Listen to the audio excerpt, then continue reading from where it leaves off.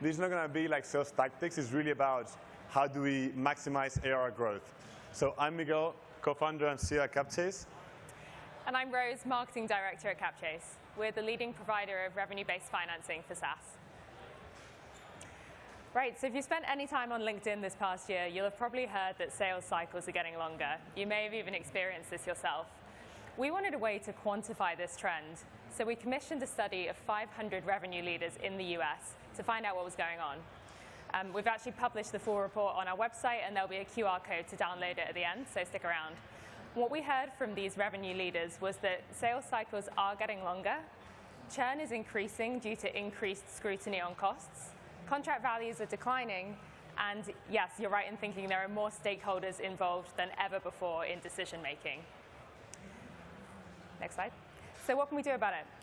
We looked at our own data set of thousands of SaaS companies that we work with alongside the survey results, and we looked at what the best companies do to overcome these hurdles, and we're going to share those recommendations with you today.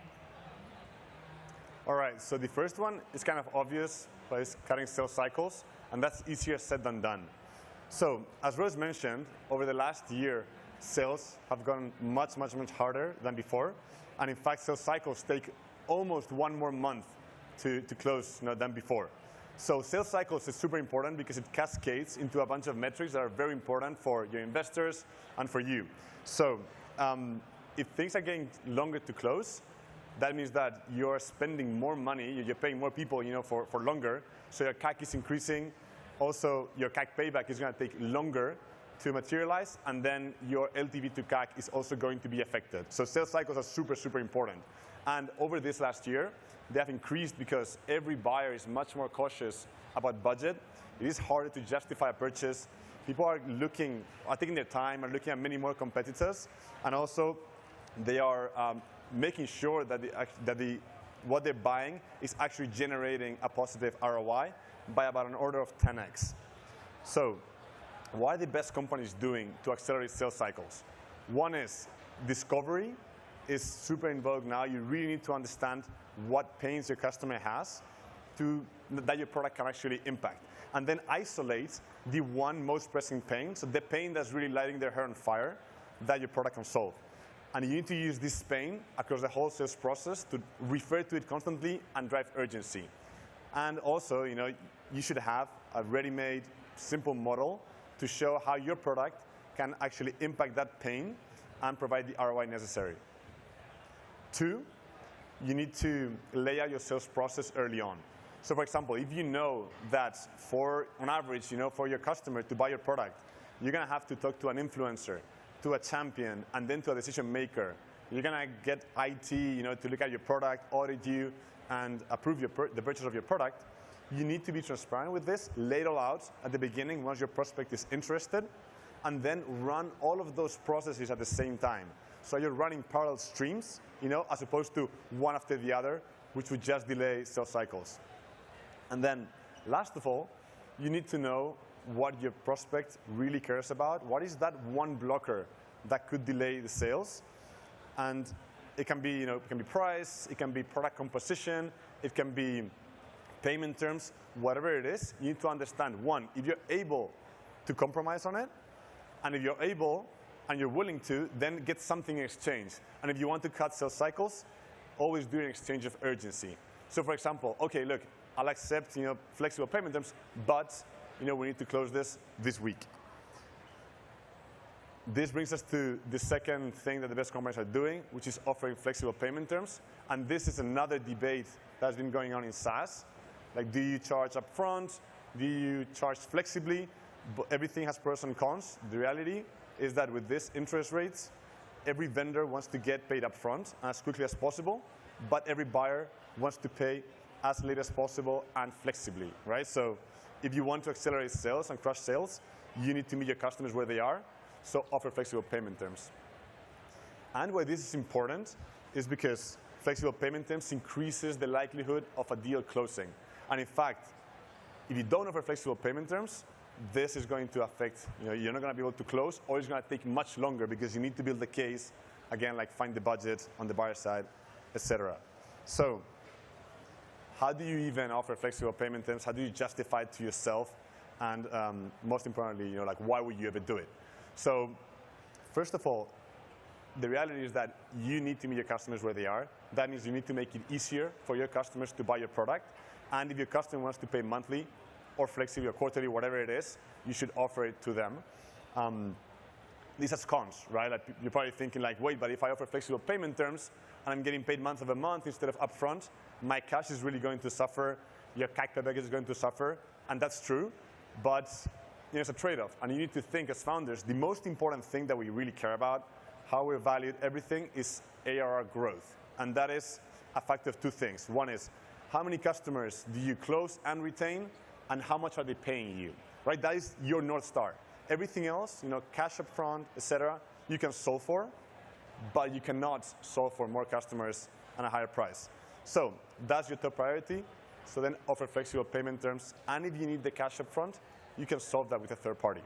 And to give you an idea, examples speak louder than words.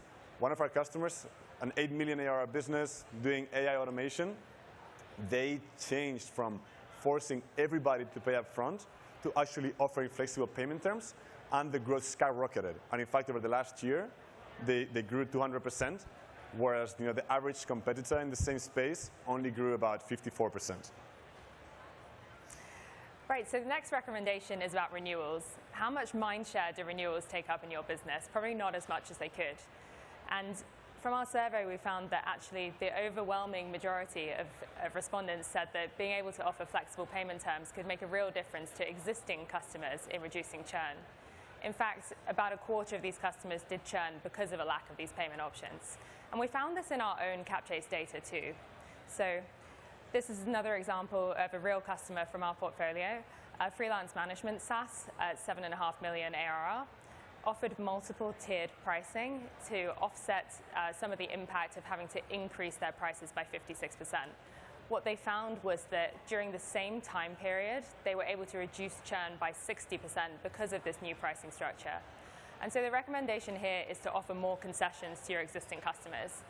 These guys don't incur any additional CAC. You've already got them, right? They know your product value better than anyone else, and oftentimes they're your biggest advocates. So the recommendation is to make them feel heard in negotiations and give them a little bit of flexibility to prevent them from churning. The next recommendation is about discounts. There's a saying that shortcuts take longer, and this is the same with revenue too. So when it comes to pricing, customers and companies want completely different things, and this is where discounts come in. I think the average SaaS discount is about 20%. We found in our survey that it's 18%, so roughly in line. And Jason, in his keynote speech yesterday, talked about us moving into this era of kind of recovery, cautious recovery, and a theme within that is going to be efficient growth, right? So discounts are a way that a short-term win, but actually they're really, really painful in the long term. And I think moving into this era of efficient growth, we need to stop discounting so much and stop relying on that. And the message here is that there are other ways that you can realize that full contract value upfront without relying on discounts. So if you go to the next slide. The recommendation here is to reorient the conversation. Customers that you acquire through heavy discounting are actually more likely to churn in the long run. So moving the conversation into that flexibility is going to help set you up for success and really protect your ACV and overall margins in the long run. Here's another example from our portfolio, a $13 million ARR healthcare SaaS, offered monthly billing, and was able to increase their revenue by over 200%. So it was a win-win all around. All right, and the last tip is to optimize and automate as many things as you can in your sales, billing, and collections processes. So another thing that Jason Lemkin says is that one thing that nobody talks about in SaaS, but it's extremely important, is to get very, very, very good at collections. So this is particularly important now when most invoices are paid late, and the probability of actually getting paid on an unpaid invoice decreases with every day that it's unpaid. And in fact, like some of them never get paid at all. So getting paid on time and automating collections is important, not only from the cash flow point of view, where you can, you need that cash to come in when you're supposed to, but also because it takes a lot of time, it takes a lot of energy and effort to chase a a payment that is due that hasn't come in yet.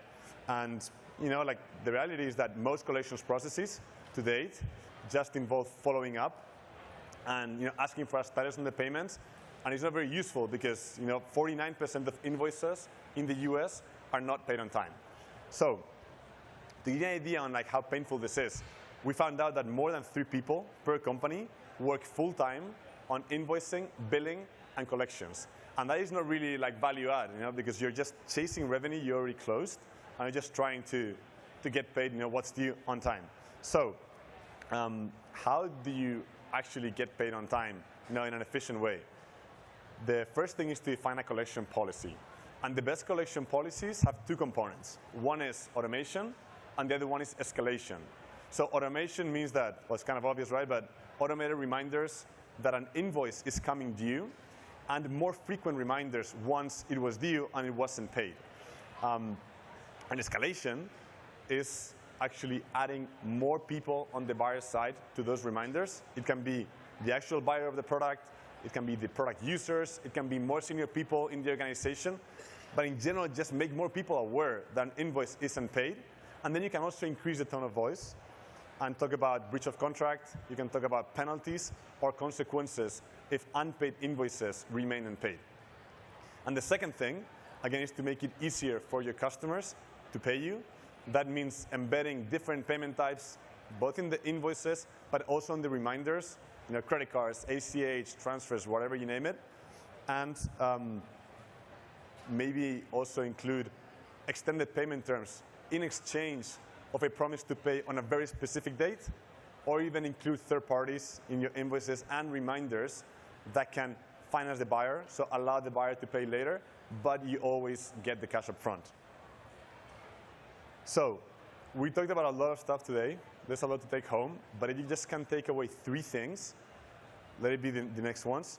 One is, again, you need to audit your whole sales process, take out all the friction and all the possible reasons for losing customers as much as you can. Just delete those points. Get ready all those models that show the ROI of your product, and then streamline your sales process and run in parallel as many things as possible. 2 is that, again, every buyer is finding it much harder to justify a purchase, looking at many more things, so you need to differentiate, and you need to actually meet your customers where they need to be, so offer flexible payment terms. If cash is a problem, you can solve that with a third party. It's fine. And then the last of all is that everybody here in this room is probably doing more with less, right? So you need your team to be focused on doing things that actually add value, and that is adding revenue, adding sales, retaining customers, and not doing busy work. So automate as much of things as possible, especially things that generally add not a lot of value like collections, but are actually very important for you and for your business. Right, so our full report on how to maximize sales for revenue leaders in the US is available on our site with this QR code. Thank you so much for coming. We are serving gelato at booth 203 from 12 till 2 p.m. today. Come by, say hi to me and Miguel, and ask us any other questions you have. Thank you so much.